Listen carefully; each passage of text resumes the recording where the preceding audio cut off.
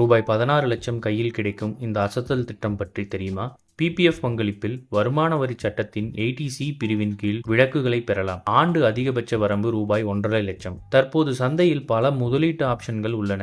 ஆனால் நிலையான மற்றும் பாதுகாப்பான முறையில் வருமானத்தை வழங்கும் திட்டங்களுக்கு அதிக தேவை உள்ளது. வருமானம் அதிகமாக இருந்தாலும் ரிஸ்க் இருக்கும் போது அந்த திட்டங்களில் முதலீடு செய்வதில் பலர் ஆர்வம் காட்டுவதில்லை. ஒரே மாதிரியான நேரங்களை கொண்டவர்களுக்கும் நீண்டகால முதலீடுகளை செய்ய விரும்புபவர்களுக்கும் அரசாங்கத்தின் ஆதரவுடன் கூடிய பொது வருங்கால வைப்பு நிதி அதாவது பிபிஎஃப் திட்டமே சிறந்த ஒன்று. இது முதலீட்டாளர்களை கவரும் வகையில் வரி சேமிப்பு நன்மைகளை வழங்குகிறது. தற்போது பிபிஎஃப் ஆண்டுக்கு 7.1% வட்டி விகிதத்தை செலுத்துகிறது. பரஸ்பர நிதிகள் அல்லது பங்குகள் போன்ற சந்தை இணைக்கப்பட்ட முதலீடுகள் பொதுவாக பிபிஎஃப்-ஐ விட அதிக வருமானத்தை வழங்குகின்றன. ஆனால் இவை பிபிஎஃப்-ஐ விட அதிக ஆபத்தையும் கொண்டுள்ளன.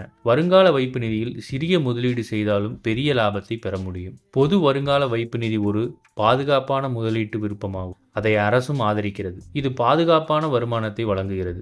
மேலும் பிபிஎஃப்-இல் முதலீட்டாளர்கள் இஇஇ நன்மைகளை பெறுகின்றனர். இது ஒரு வரியில்லா சேமிப்பு விருப்பமாகும். மொத்த முதலீடு, சம்பாதித்த வட்டி மற்றும் முதிர்வு தொகைக்கு வரிகள் இல்லை. சந்தாதாரர்கள் பிபிஎஃப் பங்களிப்புகளில் வருமான வரி சட்டத்தின் 80C பிரிவின் கீழ் விலக்குகளை பெறலாம்.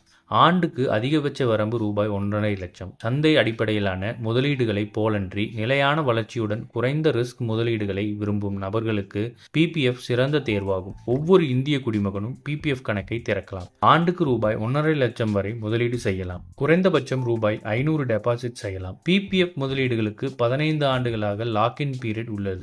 மாதம் ரூபாய் 3,000 என ஆண்டு முதலீடாக செய்தால் வருடத்திற்கு ரூபாய் 36,000 இருக்கும். 15 ஆண்டுகளுக்கு ரூபாய் 3,000 வீதம் மொத்த முதலீடு ரூபாய் 5,40,000 ஆக இருக்கும். தற்போதைய வட்டி விகிதம் 7.1%. அதன்படி வட்டி வருமானம் ரூபாய் 4,36,370 ஆகும். முதிர்வு நேரத்தில் தொகை அதாவது முதன்மை தொகை கூட்டல் சம்பாதித்த வட்டி ஆக ரூபாய் 9,76,370 ஆக இருக்கும். மாதம் ரூபாய் 5,000 முதலீட்டில் 15 ஆண்டுகளுக்கு மொத்த முதலீடு ரூபாய் 9 லட்சமாக இருக்கும். தற்போதைய 7.1 வட்டி விகிதத்தில் மொத்த வட்டிக்கு ரூபாய் 7,27,284.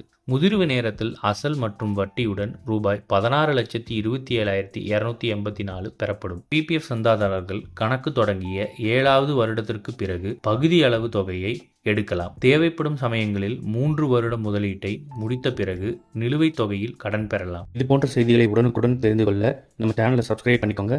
பெல் நோட்டிஃபிகேஷன் ப்ரெஸ் பண்ணிக்கோங்க. நன்றி, வணக்கம்.